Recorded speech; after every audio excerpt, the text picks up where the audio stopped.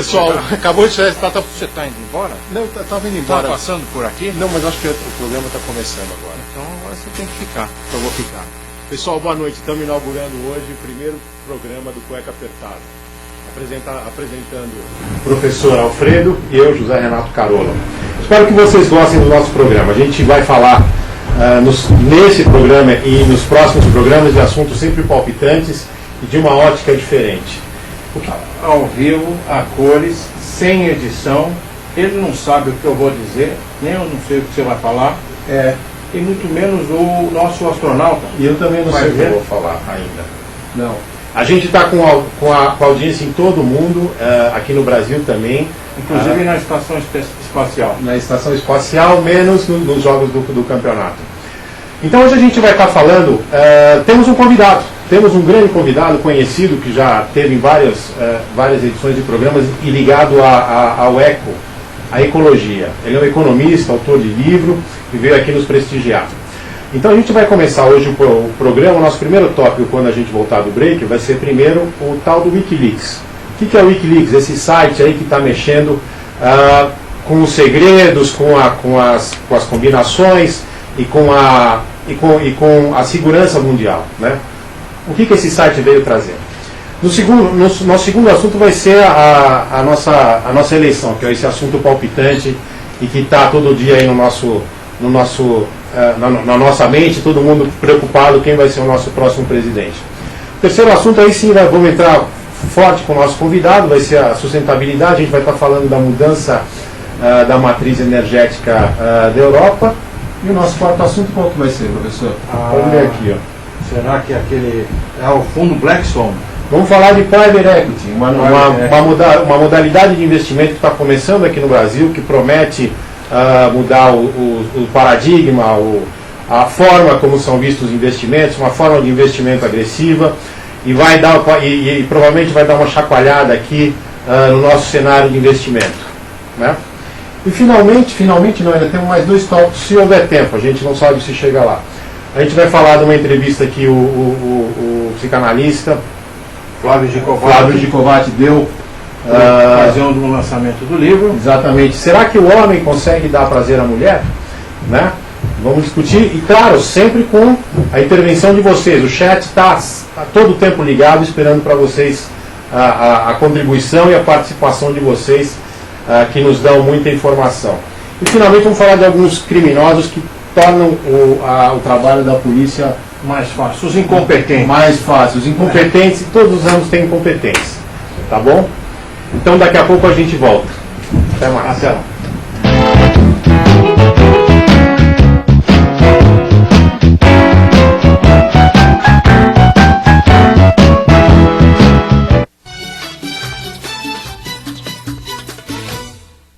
أعزائي المشاهدين، من الاثنين وحتى الجمعة برنامج المرصد العربي من البرازيل، الذي هو نافذتكم لمعرفة أهم ما يدور في العالم العربي من أحداث كما هي، وهو من البرامج الرائدة في مجال تلفزيون الإنترنت في البرازيل All TV.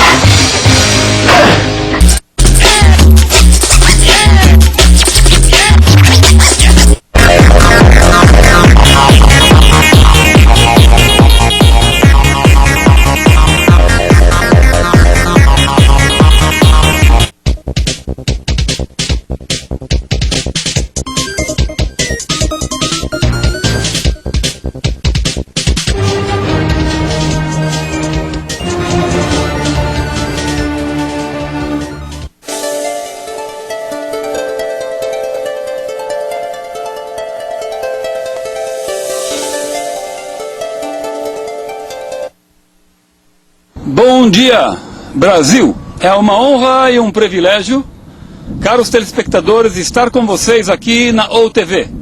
Estamos transmitindo de Haifa, Israel, na Terra Santa, a 35 graus de calor, com um sol terrível. Israel Online estará trazendo diariamente as últimas notícias sobre o que se passa no Oriente Médio em geral e aqui na Terra Santa em particular. É nóis. É nóis. Pode chegar. É pra firmar. É pra mudar o mundo. Pra firmar. Aprenda esse refrão. O jovem não é problema. O jovem é solução. Solução. Pra mudar o mundo. Solução. O jovem não é problema. O jovem é solução. A solução do Brasil é o jovem. Pra mudar o mundo.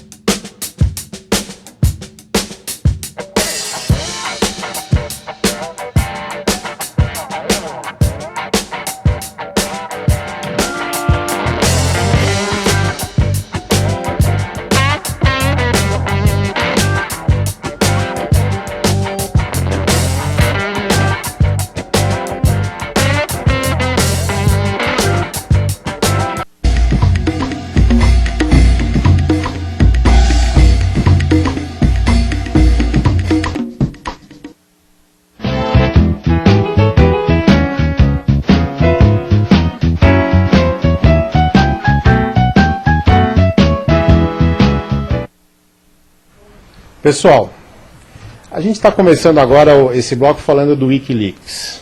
Wikileaks. Leaks em inglês significa vazamento. O que esse site veio trazer de novo para toda a comunidade da internet, talvez para o mundo? Ele é um site dedicado a abrir as pessoas, a informar as pessoas sobre documentos chamados sensitivos, ou seja, documentos ligados à segurança nacional principalmente. O Wikileaks ele se tornou famoso e ele está instalado na Suécia por divulgar documentos e imagens ligadas à guerra no Afeganistão e à gestão da prisão de Guantánamo. Um novo site que talvez tenha demorado um pouco para aparecer e que hoje é o grande assunto em termos de internet. Por quê? Porque ele já está começando a sofrer represálias, né? Professor, como é que o senhor vê, por exemplo, essa acusação em torno do Assange, que é o responsável pelo Wikileaks? Ele está sendo acusado agora de sexo abusivo, quer dizer, houve sexo consensual, né? E segundo a própria vítima, a suposta vítima, duas vítimas dele, esse sexo consensual foi seguido de um sexo abusivo. Quer dizer, isso aí na verdade não se trata de uma pressão, uma tentativa de diminuir, de aviltar o trabalho do Wikileaks, será? Não sei, JR. É bem provável que sim. Aliás, o interessante, eu não conhecia esse site. É interessantíssimo. Como não conhecia? O senhor não leu a pauta? Eu li a pauta a partir de quando eu passei a conhecê-lo. Você está entendendo? Eu não conhecia na profundidade que ele merece ser visitado. Que agora o conhece. Sim, ainda falta muito para conhecer. E diria mais, ele tem, muito além dos documentos do Pentágono e de... Qual o outro ponto que você falou? De Guantánamo, não é? Guantánamo. Na verdade, percebi que ele coleciona uma série de informações tidas por sigilosas e estratégicas, mas também de conteúdo muito interessante. Quer dizer, à primeira vista me pareceu que fosse uma mera questão de fofoca. Mas ele vai muito além. É interessante, quem tiver curiosidade, aprofundar nos links do site, que eles têm realmente referências bem fundamentadas. Tanto é verdade que está incomodando os governos dos principais países. Principalmente o americano, que está sendo acusado de crime de guerra. Quer dizer, pela primeira vez. Quer dizer, os Estados Unidos, que sempre foram os acusadores, né? E os arautos da liberdade. Esse que é o ponto. É. E um dos diretores do site, que é americano, passou a sofrer, imagine só, interrogatórios no seu regresso aos Estados Unidos. Ao chegar ao próprio país. Porque esse site é recente, é de final de 2006, efetivou-se aí em 2007, não é? E a repercussão propriamente dita passou a surgir agora com a revelação de operações militares no Iraque, que mataram 2 jornalistas. Pois civis, com um vídeo impressionante de eliminação de civis, inclusive membros da imprensa. Execução sumária. Execução ou foi acidente? Eu não sei, mas ou um erro grosseiro, ou aqueles aspectos mais delicados de crime de guerra propriamente dito. Não então, aquele fogo amigo, é crime de guerra mesmo. Pois é, então não é fora de propósito que essas acusações, imagina, sexo não consentido, nós já sabemos que toda celebridade invariavelmente é envolvida em caso de abuso sexual. E as histórias são coincidentes. Então eu não acho que são recorrentes. São recorrentes, São 2 mulheres, uma de 20, uma de 30. Com histórias próximas de sexo consentido que terminaram em abuso. Que começou bem e terminaram abusivamente, segundo elas. Não se entra em detalhes, né? E também, além disso, também teve a informação de que houve uma tentativa de infiltração, né? Que configura claramente uma estratégia de você minar a credibilidade de um trabalho desse tipo, né? Que hoje é feito com 6 pessoas, acho que um custo de $200 mil, mínimo, perto do potencial impacto que ele tem sobre o mundo. Ele recebe doações do Los Angeles Times, do Associated Press. E me explica então, professor. Eu acho que esse assunto de infiltração é muito delicado, que isso não ocorra aqui, jamais. Na isenção das nossas opiniões. Aqui não é infiltração, lá é buraco. O poder econômico aqui não tem espaço, é independência. Esse tipo de infiltração foi revelado, olha que interessante. Aqui é onde você está falando, no programa ou no Brasil? No programa. Estou localizando. Tá bom. Já que nós estamos falando de infiltração, que os infiltrados aqui não tenham vez. Entendi. Tá certo? Não, agora, não vamos deixar, só entrar. O ponto da infiltração interessante é de um soldado, veja só, do exército americano, que teria sido cooptado a colaborar com o governo, talvez para isenção ou diminuição de penalidade, recebendo poupudos recursos para minar o site. E teria sido essa a fonte do vídeo do helicóptero, que teria sido justamente esse soldado que revelou uma das operações desastradas. Primeiro ele revelou e depois teria recebido os recursos, é isso? Eu não entendi. Ele foi abordado, segundo a versão que corre, ele foi abordado no sentido de infiltrar-se. Agora, eu não sei, os detalhes não são revelados. Ele recusou, imagina um soldado, quer dizer, que não tem, que não percebe recursos expressivos, né? 22 é uma atitude corajosa. Corajosa, independente. Eu acho que isso tem um lado bacana do americano, ainda que ele tem essa questão da verdade e tal. Tem um certo idealismo. Tem um certo idealismo, eu acho. O que você acha, Hugo, nosso convidado? Olha, não sei, eu acho o seguinte, em primeiro lugar, antes do Wikileaks eu vi várias fotos de civis mortos na guerra do Iraque, né? Reza a lenda aí que eles mataram muita gente, civis mesmo, né? Então é uma coisa que horroriza todo mundo, todos os cidadãos do mundo e até dos Estados Unidos. Eu vi fotos de crianças sem braços e pernas, né? Então você tem, acho que na internet, além do Wikileaks, se você procurar, você vai encontrar uma quantidade gigante das vítimas do Iraque civis, crianças, pessoas normais. Ou seja, essa guerra é uma das coisas mais estúpidas, até porque não tem razão para ter essa guerra. Não, sem dúvida, mas as fotos são abundantes. Eu acho que a diferença do Wikileaks é você mostrar fotos que você não encontra. Ou mostrar imagens que você não encontra, ou mostrar documentos comprometedores. Certamente, se você for buscar fotos, de gente mutilada no Iraque e acho que não precisa Não, mas a questão procurar é a seguinte, muito. por que a guerra do Iraque não é contabilizada, como quem escreve isso é o Gore Vidal, né? Por que ela não é contabilizada em número de pessoas normais que foram mortas, 150 mil, 200 mil pessoas, que foram mortas nas duas guerras do Iraque, na primeira guerra do Bush pai, na segunda guerra do Bush filho.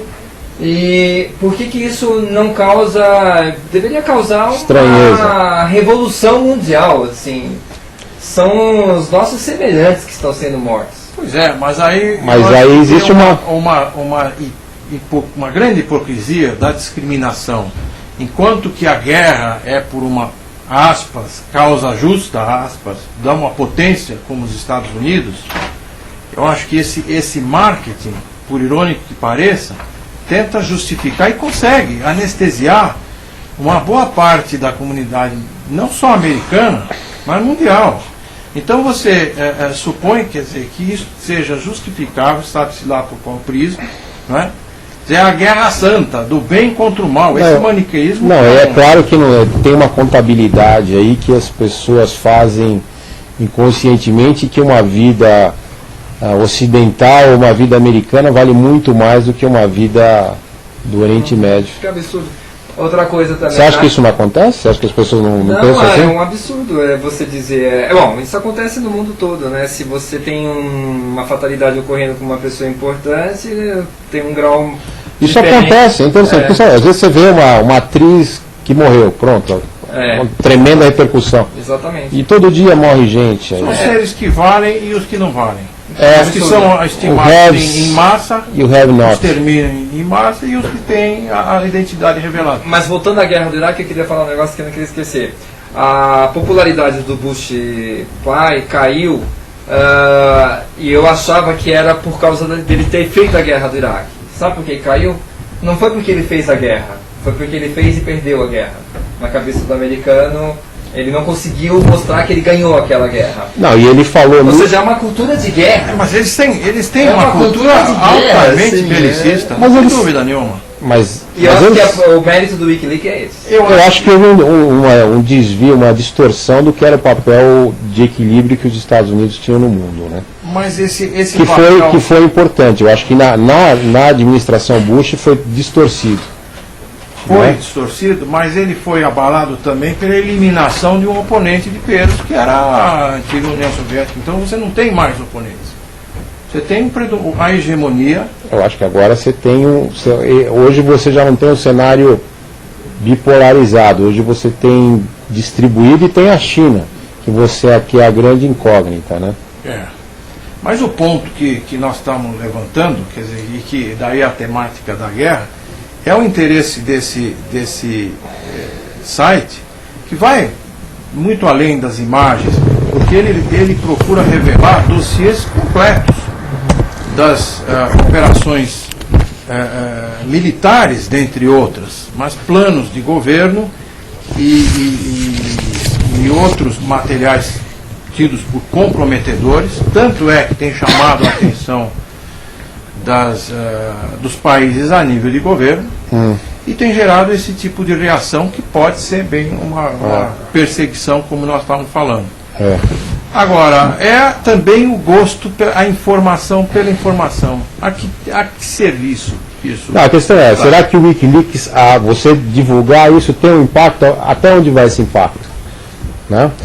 Porque a opinião americana, ela sabia que tinha Guantánamo, sabia que tinha guerra. Até que ponto você expor esses papéis, expor essa informação, ela muda alguma coisa, a opinião? Talvez mude pelo seguinte: a versão domesticada dessas operações, porque a mídia, francamente, a meu ver, é altamente dirigida por Não, você pega... dos Estados Unidos. Eu acho que nós Você pega a temos um Fox, clima se você vê a Fox News, é inteiramente gritante. pró-governo. A CNN é a favor, agora a Fox News é torcida, é diferente. Já é uma paixão quase. É paixão, Deslavada. E você tendo esse Não dá nem tipo para conversar. de informação, ela não é comprometida. Ela vale pelo que consta. Então, o interessado tem condição de tomar contato com o inteiro teor de material e tomar suas próprias conclusões. Essa acho que é a grande diferença. Ele está. Eu estava olhando aqui o artigo até no Wikipedia.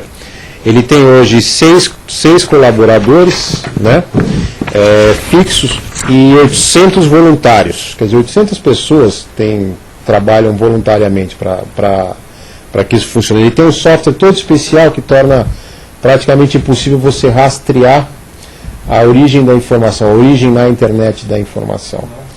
Então é um negócio muito bem planejado. Acho que levou 2 ou 3 anos para ficar pronto.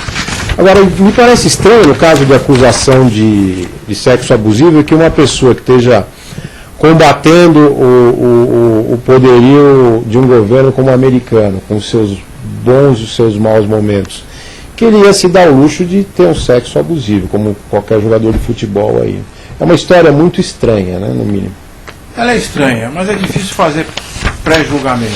Acho que isso aí é uma questão que não pode ser descartada, mas também a repercussão que esses fatos ou essas versões assumem não deixa de ser estranho. Realmente, aquele Julian Assange, australiano, né? Está incomodando bastante. Está incomodando bastante. Ele foi feito o pedido de prisão na sexta-feira, sob a acusação de molestation. Como é que fala em português? Sacanagem. Acusado de molestar. Molestar. E está sendo investigado, né? Isso na Suécia. Isso na Suécia. Porque a Suécia foi escolhida pelo Wikileaks por causa das leis de privacidade que eles têm, né? Isso. E as garantias que são dadas a proteção aos servidores, porque isso é altamente cobiçado. Agora, Hugo, você que é uma pessoa da área de economia, como é que você vê essa... Porque o Wikileaks, na verdade, ele trabalha basicamente com essa questão da assimetria de informação, na verdade? Uhum. Então ele diminui isso, ele torna uma das partes mais conhecedora do todo. Estamos falando aí no caso de documentos sensitivos. Será que dentro da teoria da informação e dentro da economia e da política é capaz de ter um impacto duradouro? Pode ser aplicado no Brasil, por exemplo? Não, acho que não. Acho que o objetivo desse site é meramente político, né? Ele não vai ter nenhum impacto econômico, não. Ele vai ter uma função política de expor as plutocracias onde nós estamos vivendo hoje, né? A plutocracia. Exatamente. A gente tem hoje... E a microcracia também? Não, é assim, todo mundo acha que... Eu acho que assim, se a gente quer realmente caminhar para uma sociedade mais justa, precisamos realmente que o povo tenha voto nas informações, na situação toda. Não é o que ocorre. Mas hoje a imprensa já não faz esse papel aqui? Ou o Wikileaks ele se presta principalmente àqueles temas em que, por exemplo, a imprensa não pode entrar? Mas até que ponto a imprensa não tem o rabo preso com as empresas que são colaboradoras, com anunciantes. Os governos? Os anunciantes. O próprio governo tem uma despesa muito grande. A gente estava vendo aquela época que teve o vazamento da British Petroleum, como a imprensa parou de noticiar isso rapidamente. Exatamente. Né? Rabo preso. O Wikileaks está quebrando isso, provavelmente. A internet. Mas eu ia comentar o seguinte, além disso, você ainda tem o liability, né, o potencial passivo jurídico, que o pessoal está pedindo para chamar o break, mas está tão interessante o assunto. Vamos continuar. Né? O passivo jurídico dessas colocações, professor. Em que termos você está dizendo isso? Por exemplo, qualquer vazamento. Qualquer coisa que você fala sobre qualquer pessoa, você pode ser acionado. Mas aí não tem a pessoa. É a grande sacada, né? Então, exatamente. Por isso que o Wikileaks entra nesse porque a falta de proatividade da imprensa pode ser rabo preso, pode ser por questões, enfim, econômicas, mas também tem hoje, o judiciário ele tem um papel importante e às vezes restritivo, porque ele permite dar continuidade a muitas ações por danos morais, esse tipo de coisa. Esse é aliás, eu estava pensando também nisso, quer dizer, esse tipo de divulgação de site põe a nu a incompatibilidade de você pretender cercear a liberdade de informação, como nós tivemos aqui em casos recentes, né, da imprensa brasileira, com censura declarada, a bem de proteger determinados dignitários. Mas hoje como é que você faz? São planos inteiros revelados de maneira impessoal, não é? Como você estava colocando, não tem a fulanização deste ou daquele, e sim uma abrangência muito maior. Agora, esse controle, esses são aqueles aspectos de pesos e contrapesos. Você deve ter a liberdade irrestrita, mas com responsabilidade. E esses riscos existem. Você pode divulgar informações como pré-julgamentos ou dados que invadam a privacidade de determinados indivíduos ou organizações e responder por isso. Isso tem que existir. A liberdade tem que existir com responsabilidade. Esse é um dualismo que nós temos que eu acho que seria. O pessoal está aqui falando, André Manifite, a Ana, a MAF estão falando para a gente falar mais alto, que está baixo. Está baixo? Tá. Então vamos falar mais alto. Mas eu acho que poderia haver mais uma certa liberalidade do poder judiciário, talvez não seja o termo jurídico certo, mas muito mais tolerância, muito mais restrição em termos de aceitar ações no sentido de danos morais. Eu acho que, principalmente no interesse público, você tem que limitar esse tipo de ação. Mas isso é uma construção, e só com uma sociedade forte, uma pressão da sociedade, é que você vai conseguir alterar esse estado de coisas. E nós não podemos generalizar. Cada caso continua sendo um caso. Você tem inicialmente divulgações de danos, de indenizações astronômicas, mas elas são quase sempre revistas. Mas como os processos duram uma eternidade, você não sabe depois o desdobramento, você só sabe a notícia de impacto, que tantos milhões foram concedidos por uma infração aparentemente banal. Então é difícil a gente falar genericamente. Cada caso continua sendo um caso e existe uma experiência democrática que nós ainda continuamos, acho eu, engatinhando, que envolve a revisão desses conceitos a ponto de você não premiar a vítima, quer dizer, de você apostar que as violações ocorram para que a vítima fique num estado melhor do que se encontrava antes. Porque a indenização é justamente isso, repor as coisas no estado anterior. Tá legal. Bom, eu acho que vai ter um papel muito importante ainda aí o Wikileaks, e a gente vai acompanhar como é que está sendo aí o destino do Assange. Queria passar agora para o próximo assunto, que é a eleição. O que a gente está assistindo aí? Já acabou? Vai ser por aclamação? A gente estava falando aqui, o Roberto Jefferson apareceu na imprensa comentando: estou me sentindo sufocado. Ele parece um dos touros lá de Pamplona, ele está louco para sair correndo, batendo em todo mundo, chifrando, e o Serra está segurando ele. Ele disse que o Serra nem o recebe. Né? Também aqui a Dilma, apareceu uma reportagem importante da Dilma na luta armada, o papel dela, como ela não deu entrevista, mas teve uma que foi? E teve uma reportagem importante sobre ela e que diz que agora ela poderia acontecer no primeiro turno. Está em break. Ah, está no break?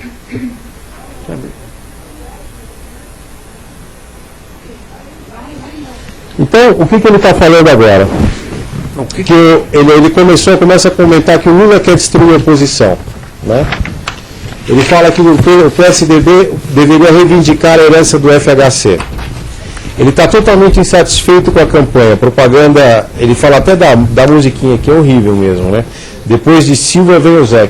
Uma crise de identidade. Mas que oposição? Não tem oposição não ainda? existe mais oposição. Quando essa matéria sobre os depoimentos do Roberto Jefferson de estar sufocado, eu acho que nós, cidadãos, também nos sentimos. Eu me sinto sufocado, porque quando você vê uma oposição que quer colar a imagem do Lula, que já é praticamente patrimônio da sua herdeira política, só é ridículo. Quer dizer, eu vejo a oposição envergonhada das conquistas que este governo se apropriou, francamente. Quer dizer, eu acho que o grande mérito do governo Lula foi não ter desfeito aquilo que o FHC, o Fernando Henrique, lançou. Estabilização da economia, das privatizações, virou um tabu falar de privatização. Então eu vejo a campanha do Serra tentando colar a imagem do Lula, quer dizer, de uma maneira envergonhada, com relação àquilo que daquilo que ele herdou verdadeiramente, daquilo que ele representa. Eu acho que talvez o grande resumo da entrevista do Jefferson, ele falou que Lula quer transformar isso no PRI mexicano, que é aquele país de partido único, seria um grande PMDB, né? Que governou o México por 70 anos ininterruptos. Eu acho que a ideia, e muito político está fazendo isso, o Aécio praticamente está fazendo isso, né? Ele queria que o PSDB se juntasse a essa ala única de governo. Eu acho que nós não temos. Eu acho muito curioso essa face da democracia, que é essa liberdade de voto. Qual é a consciência de voto que você tem na indicação de um sucessor? Eu vejo a indicação do sucessor, podia ser eu ou você, talvez você mais ilustre, pelos seus méritos, quem sabe você conseguisse angariar os votos por mérito próprio, além dos mortais, né? Agora, eu acho curiosíssimo e muito perigoso essa questão de fazer o sucessor, porque a educação é clara. Não, mas, por exemplo, na Colômbia foi feito sucessor, aparentemente é um cara que vai seguir a diretriz do Uribe, e o Uribe tem uma popularidade gigantesca, eu estive lá e lembro disso. Não é só, no nosso caso, o Lula, mas sim o boom, quer dizer, essa fase de crescimento e bonança econômica que nós estamos vivendo. Quer dizer, as pessoas com uma sensação de prosperidade associam isso a este governo. Não sei o que o Paulo acha dessa situação, você com a tua experiência. Ele confunde o nome também. O Paulo, às vezes, ele atende por Hugo também. Hugo? É Hugo só. Olha a correção. Ó, senhora, em política está me irritando muito, porque é o Roto falando do esfarrapado, né? Eu acho que a elite que dominou esse país por muito tempo, até o advento de um governo mais alinhado à esquerda, foi o governo Lula, é uma elite que deixou o povo jogar das traças, né? Então, a gente está colhendo algo que plantou durante muitos anos, tem que aumentar o volume, que é uma situação de ignorância universalizada. Eu acho que o governo Lula não tem só más intenções, tem boas intenções, mas também tem alguns atropelos. Eu não concordo com uma visão de que você vai... O que você gosta no governo Lula? Não, o que eu queria falar é uma visão do Sócrates, que é uma coisa que o único político que eu conheci, que era honesto foi o meu bisavô. Eu não fui notícia de outro, porque o bisavô entrou na política rico e saiu pobre. É o que construiu o presídio lá de Ilha Grande. E ele falava pra mim, formai homens. Não, esse era Vitor Hugo. Mas ele veio recitar, né? Ele não formou prisioneiros? Não, na verdade... Na prisão ele formava. Ele foi senador do Império, da República, foi delegado de polícia no Rio de Janeiro, na época que a capital era dominada pelos capoeiristas. E eles tinham, a população no Rio na época tinha hora marcada para sair de casa. E ele saneou a cidade, ele tirou, mas ele redimiu os capoeiristas que viraram pessoas... Naquela época era outra história. Mas eleição... Voltando às eleições, eu acho assim, a gente tem que trabalhar por um país democrático. Então, se a gente está reclamando que não tem oposição, tem que ter oposição. Acho que todo governo tem que querer essa troca de ideias. Se não trabalhar nessa direção, qualquer governo que vá numa direção contrária pode durar 70 anos, mas vai terminar no cadafalso. Então, espero que a gente não passe por isso. Eu ainda tenho esperança que não seja bem essa a intenção.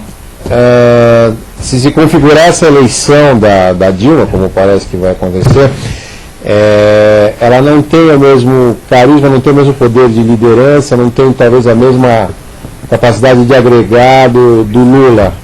Quer dizer, parece que vai haver uma descentralização, uma PMDização do país, não é isso? Não sei, assim, a gente não sabe, ela é uma incógnita ainda, né? Vamos ver o que vai acontecer, né? Tá.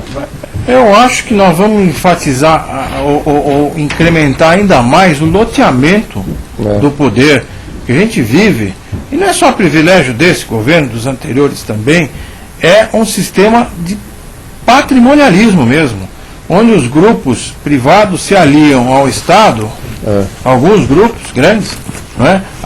Ainda mais nesta segunda fase do governo Lula, se beneficiando, não importa qual o regime. Então é troca de interesse. Eu queria chamar o comercial agora, tá? Um minutinho a gente já volta. Tá legal?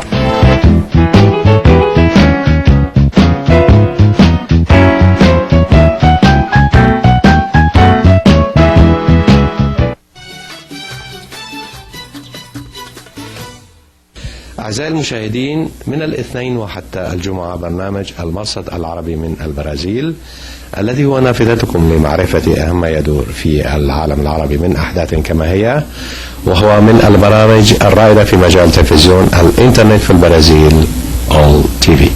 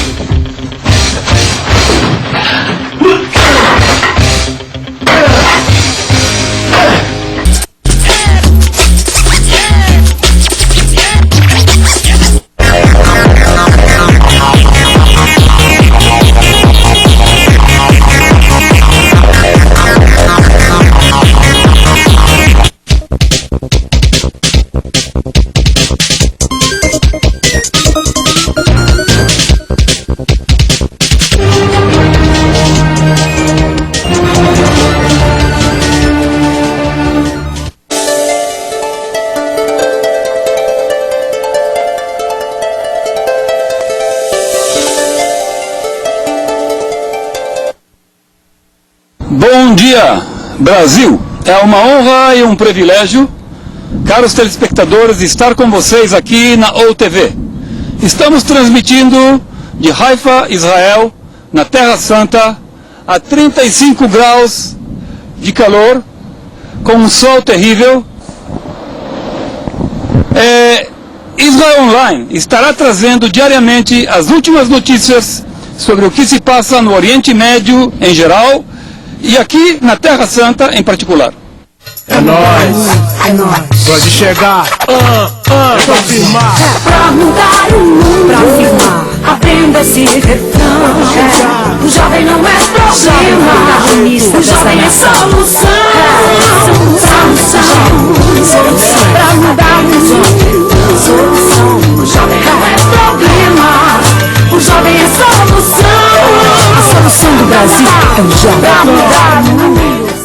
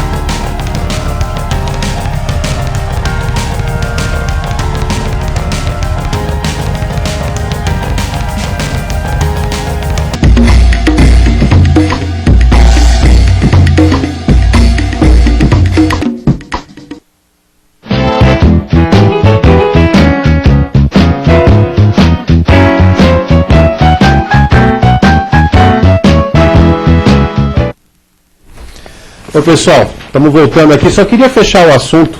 A Dilma ganha no primeiro turno, vocês acham? Ganha? Ganha. Olha, a não Vai ser ser por aclamação? a não ser que surja algo muito Fato extraordinário. novo? Só que mesmo o fato Eu novo, descobri que ela não é mulher. Que nem a Papisa lá, só que é o contrário, né? nem assim. Agora, o fato novo, até que ponto ele pode ser assimilado, É. não é? Pelo Pelo eleitorado, eleitor? né? Eu acho Porque que tem o uma fato inércia novo- já, né? Mas a inércia é a questão, acho que, da conscientização. Acho que as pessoas não querem pensar hoje em dia, elas estão... Tá todo mundo pensando, vamos. Nós estamos anestesiados, achando que está tudo ótimo É. e que a indicação não é uma eleição, é uma indicação. Eu vejo isso como uma É indicação. uma indicação. E não está ótimo? Para muita gente acho que está ótimo. Eles acham que estão, né? Por enquanto, até a hora que os problemas começarem a aparecer. Porque o que está se fazendo, O problema qual que é hoje? O endividamento, como diz o Fernando Henrique, a cupinização do Estado, cupinização, o aparelhamento. aparelhamento, o sindicalismo está Mas tomando porque isso conta. você substitui a competência pelo compadrio. É, Agora, com dinheiro, a economia bombando, é. isso não aparece. Não aparece agora, na época das vacas gordas, mas não vai demorar para esse problema surgir, né? É. E quando aparecer, né, já é outro governo e a eleição já está consumada. Né? Não sei como é que é a visão do Hugo nesse... Só queria dar um alô aqui para os nossos internautas, o Tony Manefiti, a Louca de Arriba, a Ana, a Etel, todos aqui acompanhando o programa. E pessoal, mandem o que vocês acham também, tá? A opinião de vocês. Fala, Hugo, você ia falar alguma coisa? Não, Não, né? Então... Pode falar. O sistema econômico hoje está sujeito a enormes flutuações, né? Você acreditar que a bonança vai durar para sempre é sonho de verão. Acho que o sistema econômico se tornou extremamente frágil, né? A gente está vendo a situação hoje, né? Estados Unidos, Reino Unido, Japão. A gente está surfando na onda de commodity, né? Nós estamos surfando numa onda, assim, o sistema econômico do jeito que ele está montado hoje, ele está montado para flutuar em torno de crises, na minha opinião. E como é que você contornaria isso? Não tem como contornar. A única forma de contornar é um novo paradigma, um novo modelo, uma outra história. Mas não é muito vago essas coisas? Porque o pessoal que quer mudar o mundo, mas não tem um plano, né? Como é que você mudaria o mundo, Hugo? Não, é assim, você poderia sair, por exemplo, da vinculação com a economia global e começar a trabalhar mais as economias locais, né? Você poderia se desvincular. Uma outra coisa importante, precisaria parar com essa centralização do poder no governo federal e distribuir o poder para os governos locais, para as comunidades, para as economias locais. Ou seja, é impossível isso, né? Na verdade, existe todo um sistema que concentra demais o poder, né? Se você pudesse descentralizar e explorar os potências locais, seria mais Mas interessante. concentração se dá naturalmente pela economia, não é isso? E No Brasil, poder em si. Poder e economia, eles andam juntos, né? Tem alguma forma? talvez eles não fazer o andam caminho juntos? inverso, né? Você tem... Mas a humanidade é capaz de fazer isso porque ele só resolve coisas ou através de guerras ou por eventos externos, nunca por uma atitude política. Né? Eu nunca vi isso acontecer. na verdade as guerras são consequência, né, da insanidade toda, né? Você constrói um sistema no qual de repente falta espaço para todo mundo, que é a falsa noção de escassez, né? Que a gente, por que a gente sente essa escassez o tempo todo? Porque brainwash, a gente tem necessidades ilimitadas. Mas né? o brainwash vai aumentar cada vez mais com essa concentração de poder, não é? A lavagem cerebral vai aumentar cada vez mais. É a lavagem cerebral, brainwash, total. A gente nós estamos vivendo um constante brainwash. Bom, então ela vai ganhar e não tem, pelo jeito vai continuar aí. Será que ela termina o governo dela? Se ela ganhar? Só Deus sabe, né? Já é querer prever demais, né? É. Bom, vamos passar então para o próximo assunto, que é a mudança da matriz energética da Europa. Quer dizer, a Europa está à mercê hoje, ou vem estando à mercê hoje do gás vindo da Rússia, que todo mundo sabe das questões políticas da Rússia, como é que funcionam. Quer dizer, a Rússia hoje está na mão das máfias, né?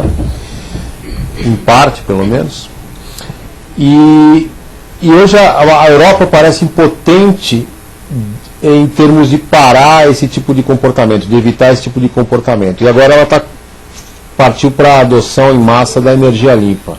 Então a Dinamarca hoje é o único país europeu exportador de energia, mas, por exemplo, Portugal ele já tem 45% da sua energia de eletricidade vinda de fontes renováveis. E há 5 anos atrás era apenas 17%. Como é que está acontecendo isso, Hugo? Você que é um ecoeconomista, né? Eu lembro sempre daquela frase do Paulo Francis, sabe qual que é, né? Não. Quando alguém começa a me falar de ecologia, eu já abro o talão de cheque. Fala, o que você acha? Olha, vamos lá, eu acho. O tema é meio complexo, né? Mas vamos lá. Primeiro, energia é um grande mito, né? Porque as pessoas acham que na Terra nós temos um problema de energia. Nós não temos só um problema de energia, nós temos um problema de energia e de matéria. Então, construiu-se uma visão hoje no globo terrestre, que é partilhada por muita gente inteligente, que eu não consigo entender como, que se você obtiver uma fonte infinita e limpa de energia, coisa que isso é outro mito, nós não vamos chegar lá porque não existe energia limpa, né? Se você conseguir uma energia renovável e limpa, que abre parênteses, mito, você resolve o problema da finitude planetária, que envolve questões ecológicas seríssimas. Só que isso não é verdade, porque eu não vou produzir energia para ficar olhando para ela. Olha, a energia está lá, que legal, né? Conseguimos uma fonte infinita, vamos olhar para a energia. Não. A gente usa energia para construir, movimentar, pegar um carro, levar para cá, fazer novos materiais, fazer novas produções, ou seja, nós temos um problema de matéria e o planeta não nos oferece restrição nenhuma como fornecedor de recursos. O planeta nos oferece restrição como impacto das nossas atividades. E o planeta, nós não conseguiremos revogar a finitude planetária. Tem uma muito óbvia, que eu não sei como as pessoas não enxergam, que é o tamanho dos territórios dos países, não aumenta de tamanho. Então, por que cargas d'água eu quero aumentar o número de construções megalomaníacas cada vez mais, o número de automóveis, o número de pessoas, o número de coisas, o número de cacarecos, num território que não aumenta de tamanho? Este é o principal desastre. O principal problema é de matéria. Energia é um adereço. Mas aí você não está num problema do próprio sistema econômico, que depende do consumo cada vez maior.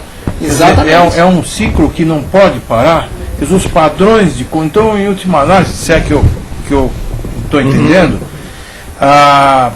para além do problema da energia, o problema é basicamente os padrões de consumo. Exatamente. E produção. Exatamente. Daí porque está me ocorrendo uma frase do Stephen Hawking, se não me engano, um pensamento dele, que é dizer que se a humanidade quiser se prolongar, a espécie humana, ela precisa colonizar outros planetas? Isso é verdade? Seria viável? Posso, antes de você responder a pergunta, você conhece sabe o que é Bloom Box? Não sei. Também não. O internauta aqui está perguntando, o André Manifit está perguntando. Vocês falam do Bloom Box, não sei o que é, André. Também não faço a menor ideia que seja. Dá uma pista. Dá uma pista pra gente. Não, mas pegando o gancho no que o Stephen Hawking falou, até estou lendo um livro interessante chamado Você Está Aqui. Aí cita justamente essa visão do Stephen Hawking. O problema é que se você olhar, pensar que nós vamos viajar para um outro planeta, isso também é fora de cogitação, né? Aí a gente constata que nós estamos presos nesse planeta. A turma do balão mágico, né? A turma do balão, nós estamos presos no planeta. O planeta é a nossa casa. Agora, uma outra noção que também é preciso ter, não é só a noção física, a noção do espaço, a noção da matéria e energia, né? Porque tudo à nossa volta é matéria e energia, e o ser humano não produz nenhum dos dois, ou seja, tudo vem da natureza, no fundo. Que essa é uma lei física básica. Mas do ponto de vista da biologia é mais aterrador, porque essa visão material do mundo que o ser humano tem, ela esfacelou a vida na Terra. Então hoje nós estamos no maior processo de extinção da vida dos últimos 65 milhões de anos, que é o que os paleontólogos descobriram através de 50 anos de estudo. Não é só o aquecimento global que foi descoberto, não. Nós estamos num processo de maior extinção da vida em décadas, e os paleontólogos dizem o seguinte: é muita ingenuidade achar que a extinção jamais irá se voltar contra os causadores. Porque é muito simples. Do ponto de vista de biologia, aqui na Terra, nós somos um. Né? vocês, nós só estamos vivos aqui graças aos animais e às plantas. A água que a gente acabou de beber só existe porque existem os animais e as plantas. Tá. Se os animais e as plantas sumirem, a água some junto. Por mim, sumiriam todos os répteis e seres rastejantes, que eu tenho um asco desgraçado. Não podemos extinguir parcialmente algumas Não, espécies. nenhuma extinção parcial é bem-vinda. Só uma parte aqui, o Bloom Box é uma célula, é uma célula de energia, né? Deve ser full cell, que é usado, foi desenvolvido pelo Google. É construída com óxido sólido, no Bloom's Energy Service, é uma nova classe de gerador de energia distribuída, produzindo energia limpa, confiável e affordable, quer dizer, é um bom preço no lugar do consumidor. Tá, eles mandaram um site aqui interessante. Olha, como é o nome dele? É o Tony Moneyfit. Eu conheço um cientista especialista em energia e ele vem me mostrando cada uma dessas modalidades, inclusive essa que você acabou de mencionar, o quanto elas viraram assim, apenas uma oportunidade de negócio totalmente mitológica. Vou dar só um exemplo, energia solar. Energia solar tem que ser feita em bateria de lítio. Lítio está acabando na Terra. E eu, para produzir o lítio, tenho que fazer mineração, combustível fóssil, tudo junto. Então, o maior problema é a questão básica que a gente tem que começar a se perguntar: por que eu preciso sempre de um crescimento exponencial da produção de energia? Para fazer uso exponencial também do recurso finito da matéria no planeta. Mas aí entra uma questão também de justiça, porque você tem toda uma classe média surgindo na China. Você não vai falar para eles para não... No modelo atual, isso o Deutsche Bank fez uma apresentação outro dia para uns clientes. No modelo atual, por exemplo, se todo mundo resolver comer carne, né, porque comer carne é privilégio de poucos nesse planeta. Se todo mundo resolver comer carne, é colapso, não tem como. Se os chineses resolverem usar papel higiênico, nós vamos ter que plantar eucalipto na cabeça de todo mundo. Se os chineses resolverem 1%... Mas eles não usam? 800 milhões de pessoas lá não têm acesso regular a papel higiênico. E como funciona? É a mãozinha mesmo. Assim, descalça, é isso? Tanto que tem uma mão que você nunca pode tocar, né? Eu não sei qual é a mão, às vezes eu me atrapalho e quando eu vejo a chinesa eu fico me lembrando, assim, qual é a mão que eu não posso pegar? Então, na dúvida, é melhor não cumprimentar. É melhor não cumprimentar, né? Você cumprimenta assim, né? Agora, isso que o Hugo está falando, então nós somos reféns do nosso próprio sistema, e qual é o desdobramento, como é que você vê? O sistema acumulativo, produtivista, ele vai terminar na ruína da espécie animal humana. O ser humano, ele é dependente de uma teia viva planetária. Então, meu coração, o coração de vocês só bate porque tem um ser vivo na Terra que armazena a luz do sol, que são as plantas. Estamos completamente interligados. A comida só chega no nosso prato através das abelhas, que polinizam. A vinculação, o oxigênio que eu estou respirando vem do fitoplâncton dos oceanos. Então, e essas algas lá nos oceanos estão morrendo por uma série de fatores. Enfim, tem uma pergunta... a resposta é: temos que sair do sistema acumulativo para o sistema distributivo. Tem uma pergunta nessa linha. O Alfredo Calil está mandando um monte de pergunta aqui para o professor Alfredo. Alfredo, você é vegetariano? Eu tenho cara de vegetariano. Eu sou. Não. Você é, né? Eu não sou. Aliás, eu sou fiel ao signo. Leão. Que você é carnívoro. Eu sou carnívoro. Eu sou leão também, sou vegetariano. Come carne, é isso? Você vê como são as variantes da espécie.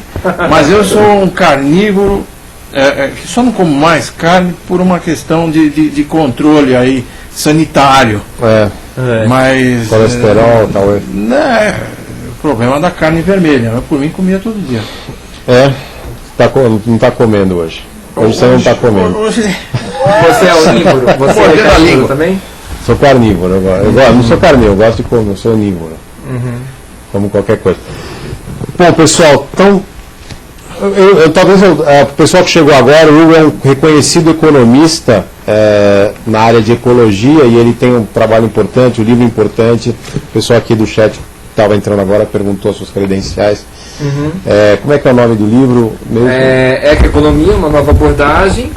E é isso, tem bastante coisa na internet. Tem o meu blog, Nosso Futuro Comum, que é Nosso Futuro Comum .blogspot.com. Tá. E tem bastante coisa, é uma discussão eterna. Eu já fiz mais de 200 palestras sobre esse tema. Tá ok. Vamos passar para o próximo. Quer falar mais alguma coisa, não? O ponto é que eu, que posso me considerar um leigo nesse assunto, nas minhas reflexões, pelo menos, já passei diversas vezes em revista a essa questão do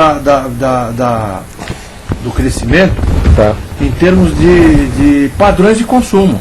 Uhum. É isso, quer dizer, Tá. se você tem um padrão de consumo capitalista, e hoje ele é praticamente universal, isso chega num beco sem saída. Quer dizer, você tem que parar, quer dizer, rever os hábitos de consumo. É aquela história, se 1% da população da China resolver viajar, você tem já um colapso do sistema aéreo Beleza. mundial. Tá bom, professor. Vamos fazer então um break rapidinho e a gente já volta.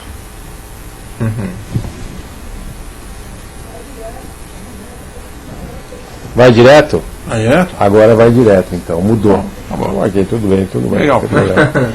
Olha, estão faltando 7 minutos. Eu não queria deixar de falar. Saiu a reportagem do Flávio Gicovati esses dias na imprensa. A questão dele é se o homem consegue dar prazer sexual para a mulher. Isso acontece? Você acha, Hugo? Who cares? Não, eu vou explicar. Explica. Tem um filme. Tem uma passagem no filme que o personagem fala isso. Estavam discutindo o prazer da mulher e o cara fala assim, who cares? Ele foi o único que riu no cinema inteiro. Mas Todo mundo ficou constrangido. Mas põe esse contexto. Isso foi há quantos anos? Não, foi há um tempão atrás. Aos 20 anos, né? As pessoas mudam também. A pergunta é, o homem dá prazer à mulher hoje em dia, não? Depende do homem, né? É? Depende do homem. Pelos Eu seus acho que falou é com um- autoridade agora, né? Não, professor? eu acho que é um desafio, sem dúvida nenhuma. É. Que prazer nós estamos falando? Prazer sexual, né? Pode ser outro tipo de prazer também. Prazer da companhia, né? Prazer Eu acho de- que o prazer da companhia do homem, da presença masculina na vida da mulher, vai justamente muito além da sexualidade. Na reportagem, a opinião dele é que a mulher se masculinizou muito, né? E antigamente, por exemplo, na década de 70, o homem era mais feminino, ele usava bata, usava sandália. E hoje todo mundo se masculinizou e a mulher está se tornando parecida com o homem. Eu acho que isso me remete a uma frase de um amigo meu, É, que diz o seguinte, que a mulher deixou de ser mulher para querer ser homem. é, E isso eu acho que tem uma grande parcela de verdade. é. Tanto que as mulheres passaram a acuar os homens, daí também essa onda, a onda de homossexualismo masculino, vem também pela opressão feminina. Tem uma pergunta aqui interessante do André Manefit. Ele quer saber se o professor já encontrou o ponto G. Olha, eu não vou contar que isso é um segredo. Agora, esse tipo de segredo varia conforme O a indivíduo. parceira. O G ele é móvel, na verdade. Não que tenha tido assim tantas. Não, pra falar, ninguém Não tem. ninguém vai julgar o senhor. Agora, eu não sei se já encontrei ou se já foi uma boa mentira. Mas eu já fui bem convencido disso. Algumas vezes, não muito. E o Carolo, eu respondo com aquela música do YouTube, I'm still looking, I still haven't found what I'm looking for, né?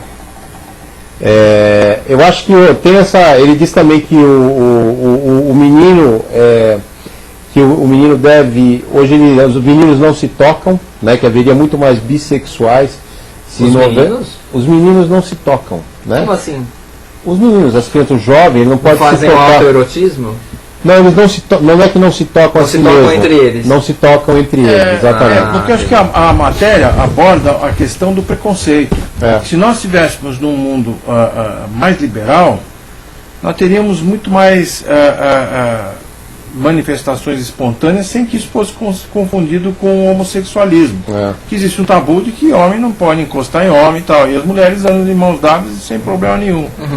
E é muito mais aceito, né, o homossexualismo entre a mulher. Até o homem gosta de ver, né? É só uma correção. Mais agradável. Só uma correção, o homossexualismo não se usa mais porque dá a conotação de doença. E faz muitos anos que é homossexualidade, né, ou orientação sexual, né, porque não é considerado doença. Não, eu acho que a gente não falou nesse sentido. Não, é só para fazer, o termo correto é homossexualidade. Homossexualidade. Não homossexualismo. Boa observação. Boa observação. Agora, um outro ponto que eu achei interessante dessa matéria do Flávio Gicovati é a questão também da exacerbação da beleza, quer dizer, é tudo pela aparência. Então, e o erotismo, enfim, essa plástica exterior, claro que já é potencializada pela tendência do homem pelo visual, mas a satisfação visual é vinculada exclusivamente a esse, quer dizer, ao clima da beleza. Isso prejudica imensamente a manifestação da sexualidade. Esse é um ponto que se explora. Eu acho que atrapalha você em tudo, né? Porque você fica dependente de ter uma meta para aparecer de uma certa forma, né? Então isso te toma tempo, te rouba energia, você não consegue desfrutar, né? Talvez da vida como você conseguiria, né? Sendo mais relaxado, não tendo que seguir tanta norma. Vira escravidão, isso é um debate aí que não tem fim, né? Não, e é um negócio fugaz, quer dizer, acaba, e você vê as trocas de parceiros, a intolerância, o sexo superficial. Mas no final você chega lá e sem intimidade. Você prefere uma mulher malhada ou uma mulher sem ser malhada, professor? Malhada como? Sarada ou malhada de outros, vindo já. Não, sarada. Não. Tanto faz. Olha o preconceito. Sarada. Sarada? Malhada não é legal do estilo sarada? Não, sarado não. Eu acho que as gordurinhas, um pouco de natureza, substância. Faz muito parte. Tá. Hugo. Bom, pessoal, eu queria agradecer a presença do Hugo, que é o nosso economista aqui. Obrigado. Nos deu a honra de participar do nosso primeiro programa do Cueca Apertado. Eu acho que esse tema dele precisa explorar ainda muito mais. Para ser muito mais bem explorado, a questão do lítio, das células de combustível, do potencial de energia renovável. Professor, agradecer também pela participação, né, sempre precisa. Só como contraponto do JR, não sei se eu posso dizer o mesmo, né? Você ficou nervoso? Não, eu fiquei. Eu fiquei um pouco irritado também com a presença. Mas eu vou perdoar dessa vez. Acho que é as cuecas apertadas. Pode ser. Pessoal, queria agradecer também a participação dos internautas aqui que participaram bastante, mandaram várias mensagens para a gente. O André queria que eu falasse da massagem prostática, eu vou deixar isso para uma próxima oportunidade. E agradecer toda essa produção da AltV, essa produção, o pessoal da pauta, a Fabiana, que participou muito do projeto do programa e hoje está tocando outras coisas. E também a Cláudia e o Henrique, e também a nossa assistente. Ok? Queria agradecer, uma boa noite para vocês e semana que vem a gente volta de novo. Ok?